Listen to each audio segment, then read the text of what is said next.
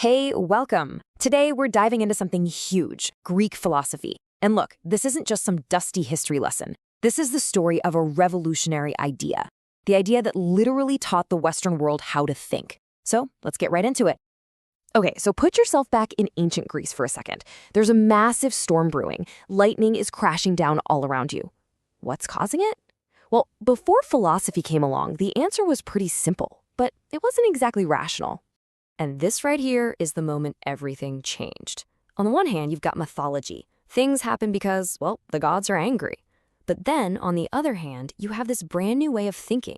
The very first Greek philosophers started asking questions like, hang on, what if there's a natural cause? What if the world is made of something we can actually understand? That shift from myth to reason was an absolute game changer.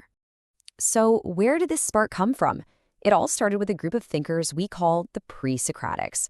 These were the real pioneers, the first ones to look at the world around them and ask why, searching for answers in nature, not just in stories about the gods. You know, these first philosophers were obsessed with the big picture, cosmology, what the universe is made of. You had Thales, who's often called the very first philosopher, and he had this idea that everything ultimately comes from water. Then you have Heraclitus, who argued that change is the only constant. You know his famous line, you can't step in the same river twice. And then there was Democritus, who came up with the mind-blowing theory that everything is made of tiny, indivisible particles he called atoms. I mean, how incredible is that? So for a while, philosophy was all about the cosmos, the stars, the stuff of the universe. But then, one man came along and completely flipped the script. He turned philosophy's gaze inward, away from the heavens and squarely onto us, asking not what is the world, but how should we live in it? And that man, of course, was Socrates. He perfectly embodied the meaning of the word philosophy, a love of wisdom. For Socrates, wisdom wasn't about understanding the stars, it was about understanding ourselves. Suddenly, the search for knowledge became deeply personal. This is his most famous quote, and it really gets to the core of everything he was about. Socrates believed that our most important job in life is to constantly question ourselves, our assumptions, and our beliefs. His whole point was that real wisdom begins when you can finally admit what you don't know. So how did he actually do this? He had this amazing technique, which we now call the Socratic method. The key here is that it wasn't a debate to be won. It was a cooperative search for the truth. He'd ask a series of simple, probing questions that would slowly but surely help people see the holes and contradictions in their own thinking. Let's break it down real quick. It works like this. First, he'd ask a big question, something like, what is courage? Someone would give a really confident-sounding answer. Then, through a few more questions, Socrates would show how that answer just doesn't hold up. That moment of confusion, of realizing, wait, I don't actually know what I thought I knew, has a name, aporia. And for Socrates, that wasn't a failure. Oh no, that was the real starting point for finding wisdom. Now, here's a crazy fact. Socrates never wrote a single thing down. His entire legacy was carried on by his students, most famously a guy named Plato. And Plato, in turn, taught another genius, Aristotle. What you get is one of the most powerful intellectual dynasties in all of human history. I mean, just look at this chain. It's unbelievable. You've got Socrates, who teaches Plato. Plato teaches Aristotle. Three of the most influential minds ever. And who did Aristotle teach? Oh, just a kid named Alexander the Great, who went on to conquer most of the known world. It's this incredible link between pure thought and world-changing power. Okay, let's pause here because this is a debate that echoes through all of Western thought. Plato was what we'd call an idealist. He believed that this world we see isn't the real one. It's just a shadow, a copy of a perfect, unchanging world of forms, the perfect idea of a chair, or the perfect idea of justice. His student, Aristotle, was the complete opposite. He was an empiricist. He brought philosophy right back down to earth and said, no, reality is the physical world we can see, touch, and study. His idea of hylomorphism sounds complicated, but it just means that everything we see is a mix of its physical stuff, its matter, and its essential structure, its form. But Plato's influence, it's just impossible to overstate. As the philosopher Alfred North Whitehead famously said, pretty much all of Western philosophy's sense is just a series of responses to the questions Plato first asked.